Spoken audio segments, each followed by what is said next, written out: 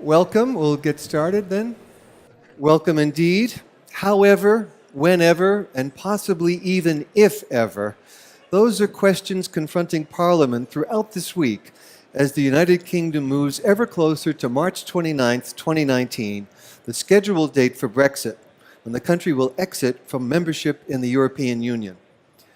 Welcome to Scholarly Publishing Through the Brexit Lens, a special presentation of the London Book Fair. I'm Christopher Kenneally for Copyright Clearance Center, and thank you for joining us here in Olympia Hall. Just 4 miles away, MPs at Westminster are preparing right now to vote this evening, Tuesday, on Prime Minister Theresa May's Brexit deal. Only last night, May was in Strasbourg, refining still further the terms of Britain's leave-taking. The first time she presented a proposed deal in January, May suffered an historic defeat, losing by 230 votes. No one knows whether she has since made enough changes to persuade enough MPs to vote her way this time. If the nature and even the timing of Brexit remain unclear, one may still confidently predict that Brexit will mean important changes for the UK's scholarly publishing community. For the researchers whose contributions drive content into society journals and high impact factor publications alike, Brexit will rewrite rules governing partnerships with European colleagues, as well as access to resources available for research. For publishers, shifts in long-established editorial and business practices also raise questions that will require ample patience for risk and uncertainty over the short and medium term. As publishers, what challenges should you prepare for? What opportunities may possibly lie ahead? What might Brexit mean to the transition to open access? My panel will explore the many possible directions Brexit may lead publishing in 2019 and afterward. And I'd like to introduce them now. Starting from my left at the far end is Tim Britton. Tim, welcome.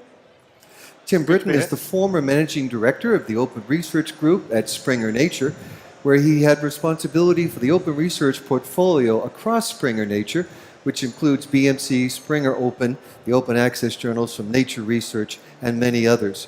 He was previously head of strategy and transformation for PwC's Global Data Research and Insight Center, R21. I want to then welcome to the panel Hugh Logue. Hugh, welcome. Hugh Logue is the director and lead analyst for legal and regulatory solutions at Outsell, a research and advisory firm that tracks market performance and trends in the data and information industry. His clients include major publishers, software companies, and legal services providers.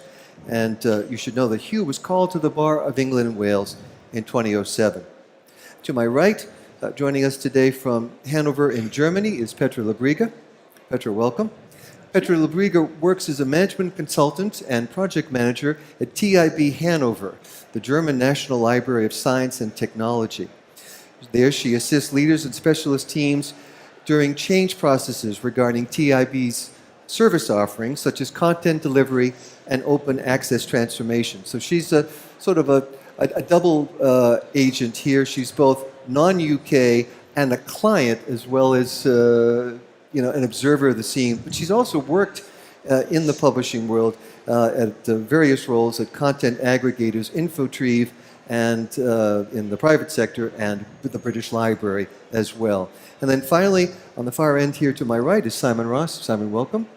Simon Ross joined Manchester University Press as chief executive in 2016 after nearly 10 years with Cambridge University Press as managing director of journals and deputy managing director of the academic group, spending the last 4 years based in New York. He is a past chairman of ALPSP and has held senior editorial and management positions at Sage Publications, Pearson Education, and the Times Publishing Group. And so a panel well qualified to meet the challenge here at this very last minute of asking or responding to the question I will ask, which is, what next? And Hugh Logue, for Outsell, you have been following the Brexit drama, as it is, for a number of years now. And tell us, let's get right to the chase. Has there been any damage done, or has it all been a lot of hot air so far, and hot air mostly over at Westminster? I think, well, we're now at this point where it's been 3 years since the referendum. It's 2 years since the negotiations began, and over 2 months since the supposed deal was agreed. And in that time, there has been already some damage done. Um, Fundamentally, straight off the currency exchange rates, the pound became significantly weaker against the dollar and the yen and the euro. So for scientific academic institutions, already they're when they're buying equipment and consumables, those are already 20% more expensive. Now their funding is fixed on fixed funds, so those that money has to come from somewhere. Um, Scholarly publishing and printing public products are the first in line quite often to be cut. It's an easy cut to make for them rather than making people unemployed or closing down departments. So we've seen it from that point of view that there's been some impact already. In terms of scientific laboratories, we've seen anecdotally that lead scientists that are British have been dropped from projects because their likelihood of getting renewed funding is diminished because of the uncertainty of Brexit. And that has knock-on consequences, again, for the whole industry. And if the scientific industry struggles, well, the publishing industry feeds off that, and therefore there's a knock-on effect. So I think at the moment, there's the most significant consequences have purely come from the currency exchange rate and lower value of the pound. But we'll see what comes in terms of immigration. We're seeing potential there, depending how the agreement goes. Around 1 in 6 researchers are from outside of the UK. So we'll see how that goes from there on.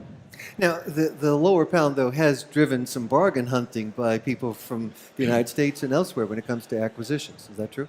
Yeah, I've certainly worked with a few clients in acquiring UK-based publishers who primarily earn in dollars. So if they're based in London or elsewhere in the UK, but they generate revenue in South America or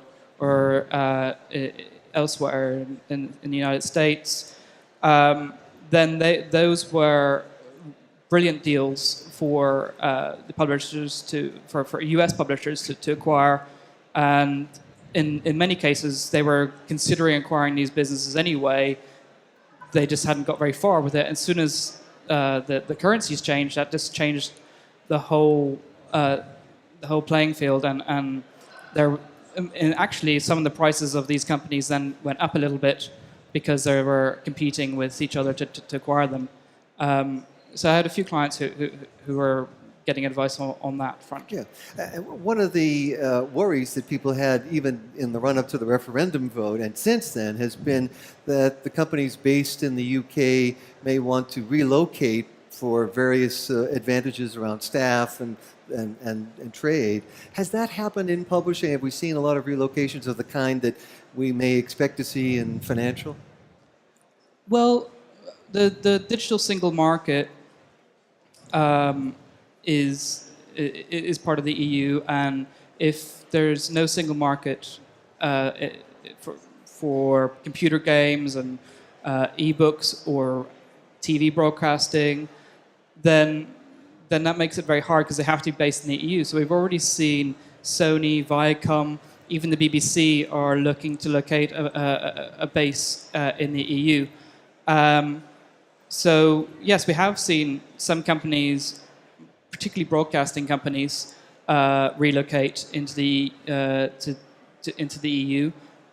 We're hearing of others who are preparing for that as well. I think there's a concern that if you make too much of a fanfare, that you're relocating, that you're making a political statement.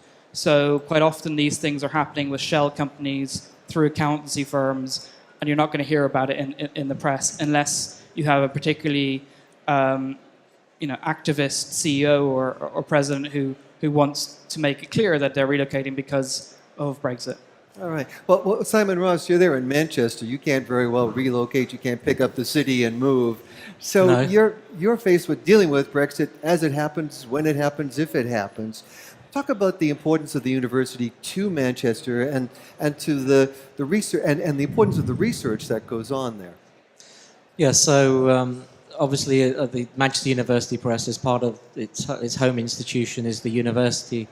The university is the largest university in the UK with over 40,000 students, and it's very woven into the fabric of the city, and many of its cultural and outreach activities are engaged with the council and other institutions within the city. It's also one of the top 3 employers of the city. So in terms of the impact to the university, which is around about £1 billion enterprise, they're forecasting a hit from Brexit and other factors of between 100 and 300 million every year, with the downturn in foreign student income mainly, with having to fund things like Plan S, and with the general negative, I think, attitude from this government towards higher education, but more importantly, a big review about to be announced about post-18 education and how the resources for that are going to be allocated. And the indications are that fees are not going to go up, they'll go down, which means that we'll have less money to fund all sorts of activities within a university. And in terms of the research side, I think there's a general worry about the culture of collaboration, which seems to be disrupted, where the research funds are going to come from, and in fact, the very nature of research funding. At the moment, in a very simplistic term, money from foreign students basically covers the costs of hosting the research that's done within the institution, which, although it's funded, it's not fully funded, so there's not a full cost recovery from the grants. So this additional money that comes from foreign students makes up that difference.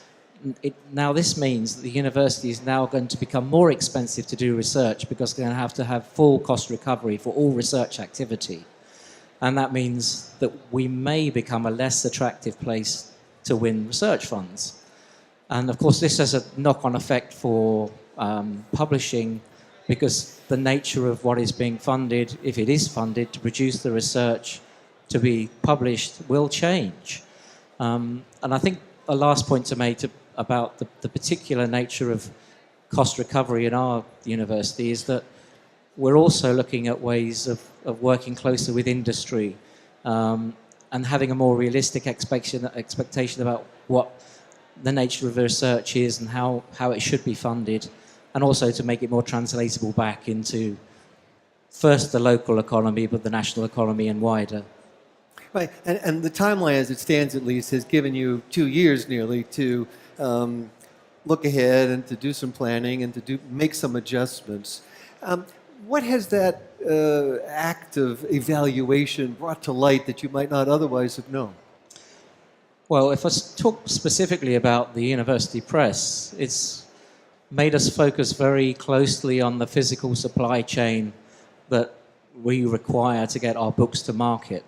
So that has actually forced us to look at something that most publishers are not that interested in. I mean, they're interested in getting the books to market, but they're not really interested in really about every point at which it happens. They rely on their partnerships, they rely on their expertise of their distributors and so on.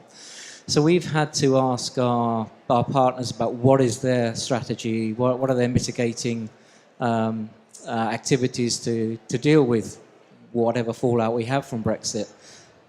They've been very responsive. We also, I think, in looking at that supply chain, looked at alternatives to supply our books to market and found there are actually some efficiencies that can be made within the existing framework. And I think with the strategies we're putting in place, that also mitigates risks against other activities that may or may not be Brexit related.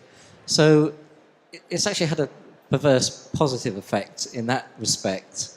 And the weak pound is great. Long live the weak pound, because most of our business is exported. So it's not all bad news. Well, we will talk actually about some more of the upside in just a moment. But books, as much as they are digital artifacts today and any other type of publishing, especially books, though, remain physical objects. So you're going to need to be shipping them across borders. You're going to need paper imported. Those are going to be real challenges. If the UK returns to the WTO rules, can you tell us what you've learned as to how that will affect the physical product? Well, as all the advice is saying that the WTO rules will not impact the rate at which taxes apply. It's a zero-rated. Books are zero-rated, so the actual rates will not change. What may change are extra levies and administration around importing and exporting. So there may be extra costs, and there may be delays around that as well. So there are risks there, but they're not actually in the actual taxation rate, which is favourable for the print product. And administrative costs, those are possibly to rise? Hard to assess. At the moment, we're trying to avoid any immediate problems by printing and holding stock early, making sure that we have stock in the locations where we need it, and making sure that we have adequate warehouse space. But we do know that printers are stockpiling paper, but they can only stockpile a certain amount, partly because a lot of the paper resources and manufacturing around paper is being diverted to make Amazon boxes. So there's a potential shortage, particularly with the rise of the interest in replacing plastic packaging. So this is something that you probably would not have foreseen 6 months ago even, but there may well be paper shortages in the UK for printing in the short term. So, I mean, lots of publishers are thinking about that, the very physical supply chain issues which editorial types like myself probably didn't get involved with until they needed to. So, yeah, that's the kind of thing we're dealing with.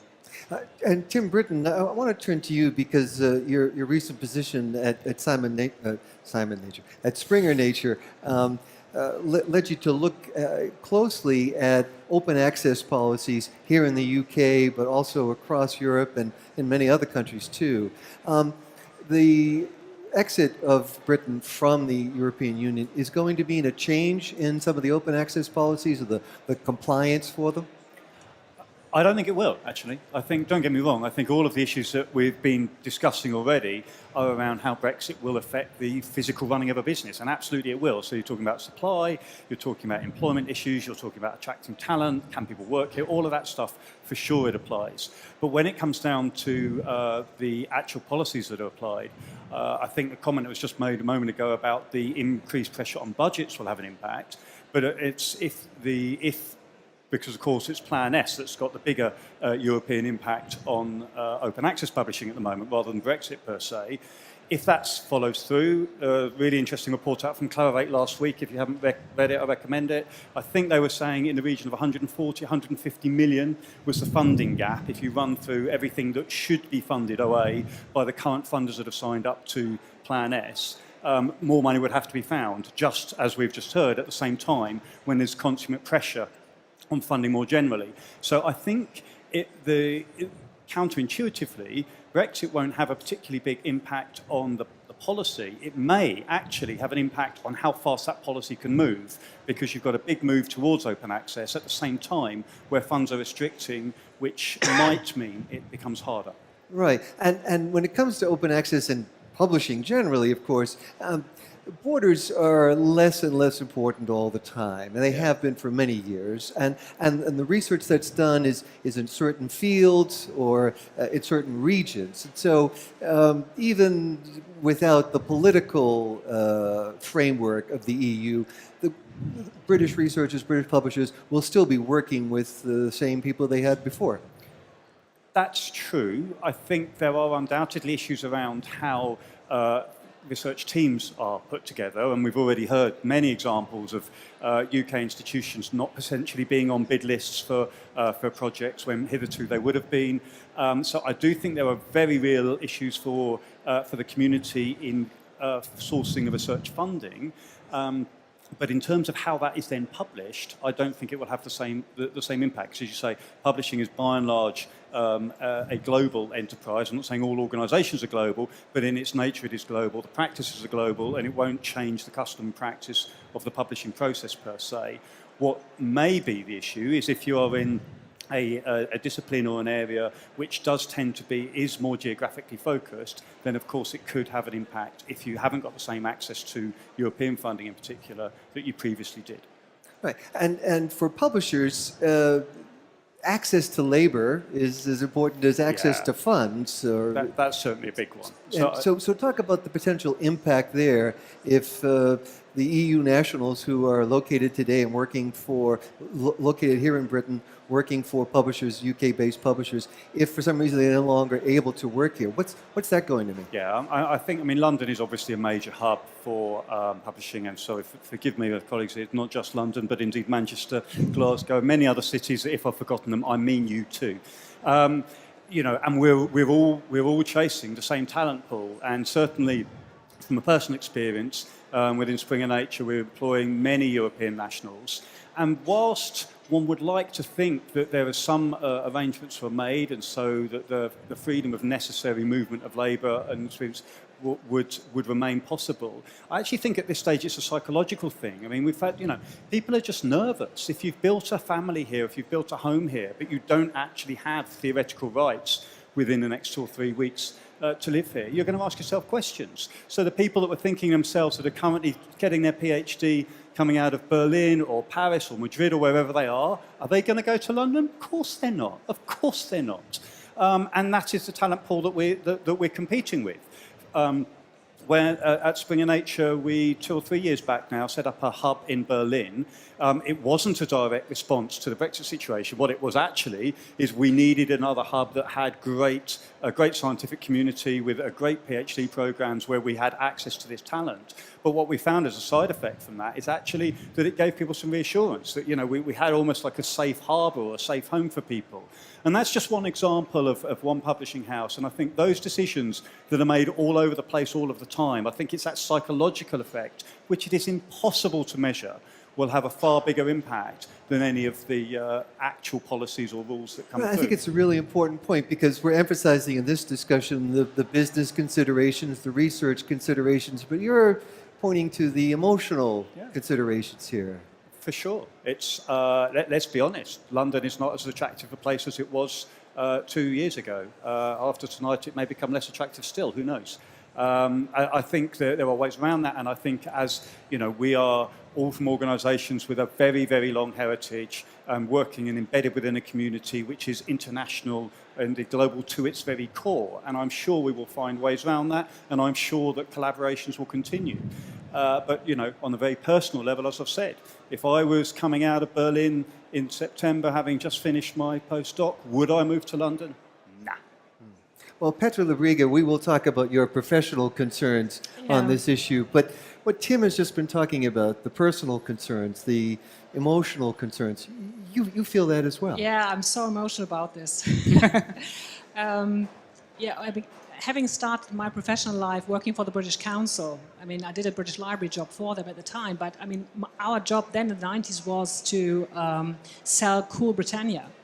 And I think we did a good job in Germany doing that. And I think now we're far away from that. So I absolutely support what you're saying. I think that foreigners are probably not feeling very welcome over here at the moment. So I would support what you said. If you've just done your PhD, would you go to London? I mean, London is still a lovely place and it's very international. And I'm sure London didn't vote for leave, but, all of that considered, I think you're right, absolutely. Yeah. And apart from the work you've done here, you have family here, friends here. Yeah. How does it feel to be looking on from Hanover, Germany at the goings-on in Westminster? Yeah, it's very weird. I think that we have a saying in German: if you do something without actually having a need to do that, it's just absolutely or illogical for us that this is happening for the majority, I think, of all the Europeans. I think we just don't get it. I mean, yes, we've heard all about it. I think we're very tired. I think the Brits are very tired. You don't want to hear anything about it anymore. And I think the rest of Europe is very tired too. So however this ends, I mean, I'm wearing black today. I'm in mourning if this is happening. But I think we're all happy once it's over. So that's the emotional thing. And yes, we feel it's divisive. I think that's what's so hard to accept. Right. Well, let's talk about the professional piece of this. Your work is at TIB in Hanover, which is the largest research library in Germany. And how will whatever Brexit is, and this is where we kind of have to speculate we more. Don't know that. Yeah. But how would you expect it will complicate your work in the exchange of information and everything else that goes on, collaboration with the UK? Well, I checked. So the people who do our purchasing, they expect more work to come in because of the customs situation. So we need, I think you talked about this, we need to deal with that. So it's going to be more expensive. So obviously our budget is not, expanding, it's the other way around. So maybe because of that, we will only be able to buy less. I don't know that. But that's also maybe a point for us to think about paper. Maybe we want to stop certain paper journals and think about moving towards the e-journal. We do that anyway, but that might be another reason to do the swap there, because obviously if it's electronic, it's so much easier to deal with. Mm-hmm. We think. I mean, that's what I heard from my colleagues. Well, at the library there, you're focused on research, and you have attended a number of recent conferences that are pan-European conferences. Are you seeing a change in mood? Are you seeing a change in the way that people are interacting with their UK colleagues? No, I think we're very fond of our UK colleagues, but I think what will happen, I think my colleagues here said it already, is that obviously the UK will lose that access to the projects. And I probably have to explain that the TIB is not only a technical library, we're also the University Library of Hanover, so of the university there. And at the same time, we're part of the Leibniz Society, which is one of the 4 big scientific societies. And we couldn't do anything much without European funding. I mean, so many projects we do. My colleagues who are scientists, they'll go for funding. So I just think it'll be very tough for the UK universities and for all the scientific people here to lose that funding. So I don't know if that money comes back to you in some other way, but I doubt it. So. Now, if the UK were to leave and we try to look at the bright side of some of this, that may mean greater access to funds. You were just speaking about those funds for European nationals who might otherwise have lost in a competition against those UK colleagues. Is that possible? Yeah, I mean, I was thinking of one thing. The weaker pound was something else that you mentioned earlier. So it'll make it nice for me to come over. It'll be cheaper for me, but that's a really bad thing to say. But we could also buy more as a library, so that would be another thing that could be positive. But I think overall, I think with Brexit, once it's over and once the UK is leaving, I don't know, or would be leaving, I think we can concentrate on the remaining Europe, on what's there, on what we want to build, and just do something productive. I think the whole Brexit thing is just a waste of time for everybody. So, once it's over, I hope that we can concentrate on that. Well, Hugh Logue, is it possible that we can overstate some of these concerns as well, particularly when it comes to the potential increase in bureaucracy? Are there companies that are trying to capitalize on that concern and to address it? Well, I mean, I don't know about if when we leave the EU, whether we leave with a deal or without a deal. I mean, the government's own figures say that if no deal happens, we'll be down by about 9%. If we leave with a deal, we'll be down by about 3% over 15 years. So it's negative both ways. And the OECD say the same thing. Even with Theresa May's deal, we'll be going into a recession this year or next year. without a deal, it would be even worse. And they haven't factored in the border controls and the infrastructure around the borders. So there's no upside really, as far as I can see, to Brexit. There are perhaps from very niche companies that might be benefiting from that. So at Outsell, I normally cover the regulatory and legal side of publishing, and as well as regulatory affairs. And there are a couple of software companies that have designed software that can scan through using AI, can scan through your contracts to identify clauses in your contract that might be in danger from Brexit and will need renegotiated. So there's a few legal publishers that are doing well, legal software providers that are doing well. But I mean, these are tiny, small examples. And I think overall, especially in scholarly publishing, where we're going to lose about 500 to $1 billion a year in funding from the EU, that just can't be made up. And even when the national government tries to make that up, they're going to be biased in their political ways. They're going to meddle with it in the ways the EU doesn't too. So if the party in government is popular in the south, well then the south of England is likely to benefit from such funding. And it's difficult that inevitably happens in these situations, and Europe has always been a good way to stop that sort of political interference. So it's going to affect it in so many different ways. Tim Britton, you had referenced the note of caution that seems to pervade everything that is happening here in Britain. I look at it from the outside and I wander through London and things look pretty much the same as ever. But is that caution in the boardrooms and the research facilities and the universities?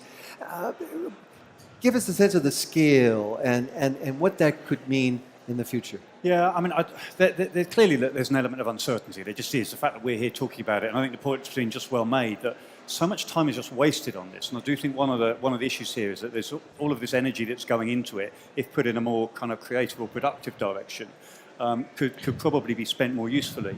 But I also think that sometimes I think we can overplay it a little bit, because I think when you're talking about, if you're talking to global organisations with global concerns, actually what's going on in China at the moment or the research policies that are happening in North America are far more important than what's going on in the UK, quite frankly. So I think we can overplay it a bit, but I do think the point around the amount of energy that is focused on this and the time that sucks it in, and people just holding on because they're not sure. Because at the end of the day, once we know what we're faced with, there's so many people that said, we'll get on and deal with it, whatever it is, we will get on and work out a way, and in the medium to long term, it'll be fine, it'll be all right, because we'll work out how to make it okay.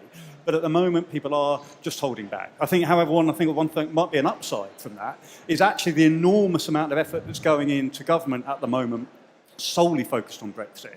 I do think there's a really interesting political or sociological study to come out in the next 10 or 20 years that shows a possible upside for them not reorganising the NHS again or getting on with something and they're just leaving well alone and everyone is kind of getting on with their day jobs. So, there might be some upside with our government not governing. And Hugh Logue, I think you feel that you want to see a decision made, whatever that decision comes to be. Yes, I think it's everybody at this stage, even the most hardened Remainers want the next stage to happen. The worst thing that could happen is somehow we extend it by another 2 years or something, and we drift for another 2 years. That will be damaging to publishing. Indeed, it would probably damaging to most industries, except perhaps the alcohol industry, because they do very well.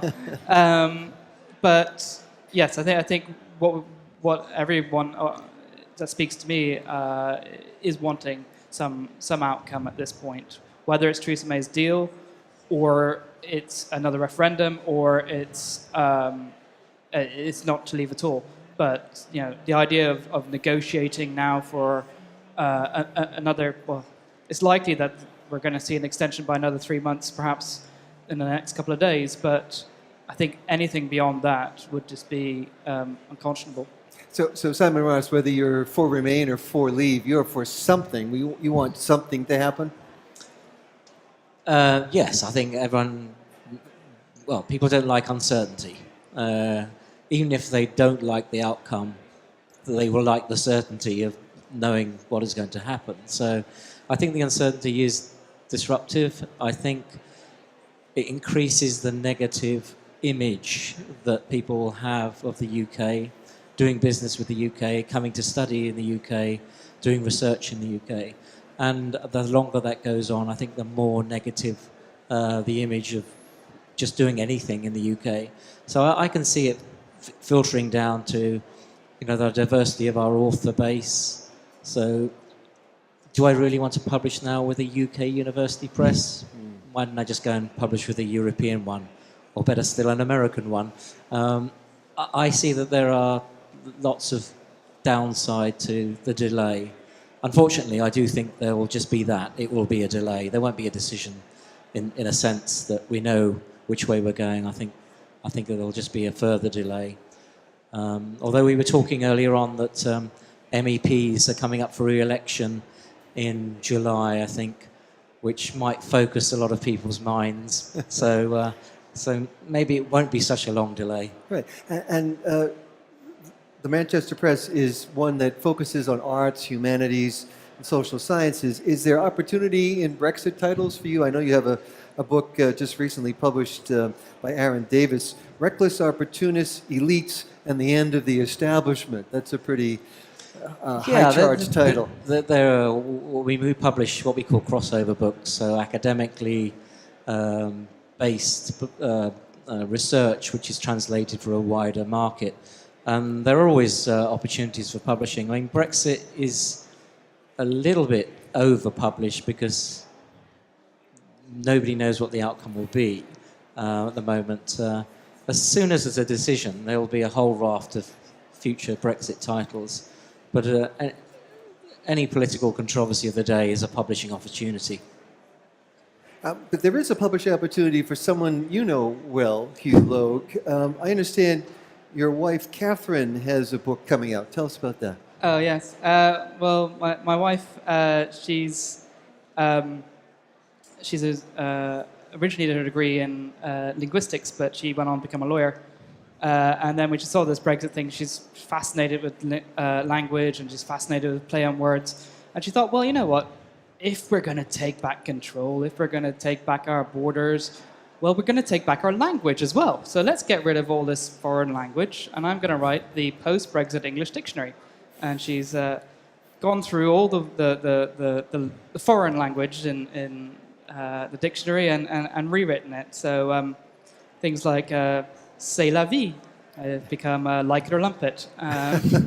And oranges, which are a bit European and a bit Spanish, well, they're now British apples, and we're going to know by them as apples from now on. No more croissant. No more croissants. We'll have, I don't know, Greg's ice bun or whatever.